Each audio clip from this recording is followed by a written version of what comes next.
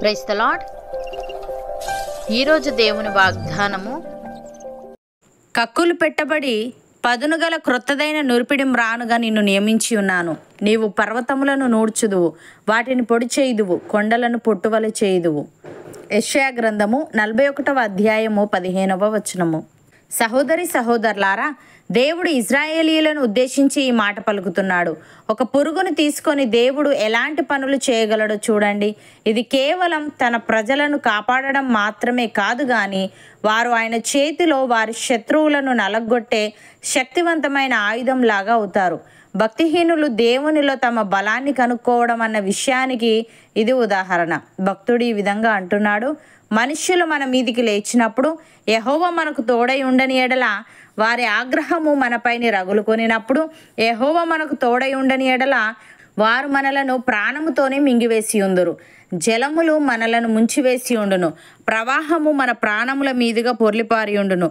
ప్రవాహములై ఘోషించే జలములు మన ప్రాణముల మీదుగా పొర్లిపారి ఉండును అని ఇజ్రాయేలీయులు అందురుగాక. వారి పండ్లకు మనలను వేటగా అప్పగింపని యెహోవా స్తుతి నొందునుగాక. పక్షి తప్పించుకొనినట్లు మన ప్రాణము వేటగాండ్ర ఊరి నుండి తప్పించుకొని ఉన్నది. ఊరి తెంపబడెను, మనము తప్పించుకొని ఉన్నాము. భూమి ఆకాశములను సృజించిన యెహోవా నామము వలననే మనకు సహాయము కలుగుచున్నది అని. ప్రియులారా, దీనులు భూమిని స్వతంత్రించుకొందురు, బహుక్షేమము కలిగి సుఖించెదరు. భక్తిహీనులు నీతిమంతుల మీద దురాలోచన చేయుదురు, వారిని చూచి పండ్లు కొరుకుదురు. వారి కాలము వచ్చిచుండుట ప్రభు చూచుచున్నాడు, వారిని చూచి ఆయన నవ్వుచున్నాడు. దీనులను దరిద్రులను పడద్రోయుటకై, యథార్థముగా ప్రవర్తించు వారిని చంపుటకై భక్తిహీనులు కత్తి దూసి ఉన్నారు, విల్లెక్కు పెట్టి ఉన్నారు. వారి కత్తి వారి హృదయములోనే దూరును, వారి విండ్లు విరోబడును.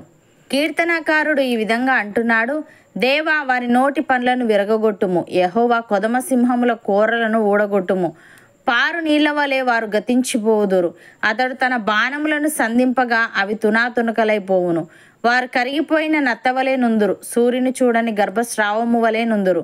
మీ కుండలకు ముళ్ళ కంపల సెగ తగలక మునుపే అది పచ్చిదైనను ఉడికినదైనను ఆయన దాన్ని నెగరగొట్టుచున్నాడు.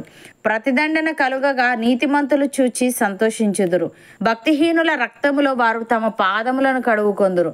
కావున నిశ్చయముగా నీతిమంతులకు ఫలము కలుగుననియు, నిశ్చయముగా న్యాయము తీర్చు దేవుడు లోకంలో నున్నాడనియు మనుష్యులు ఒప్పుకొందురు అని. సహోదరి సహోదరులారా, యథార్థవంతులకు చీకటిలో వెలుగు పుట్టును.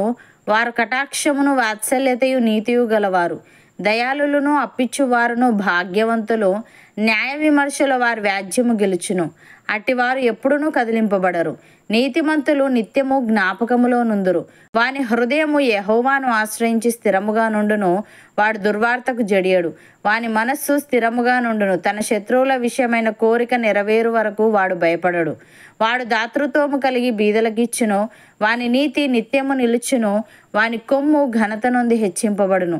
భక్తిహీనులు దాన్ని చూచి చింతపడుదురు, వారు పండ్లు కొరుకుచూ క్షీణించిపోవుదురు. భక్తిహీనుల ఆశ భంగమైపోవును. నమ్మిన వారు నాతో పాటు ప్రార్థనలు ఏకీభవించండి. పరిశుద్ధుడా, ప్రేమగల తండ్రి, నీ ప్రజలను నీవు కాపాడడం మాత్రమే కాదు, కానీ వారు నీ చేతిలో వారి శత్రువులను నలగొట్టే శక్తివంతమైన ఆయుధంలాగా అవుతారని, బలహీనులు తమ బలాన్ని కనుక్కోవాల్సింది నీలోనేనని నీవు తెలియజేశావు. తండ్రి, నీకు స్తుతులు. దేవా, నీవు మాకు తోడై ఉండని ఎడల మా శత్రువులు మమ్ములను ప్రాణముతోనే మింగివేసి ఉందురు. తండ్రి, నీ నామము వలననే మాకు సహాయము కలుగుచున్నది.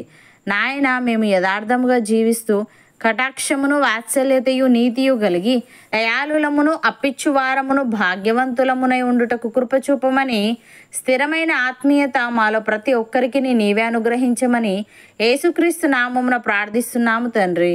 ఆమెన్.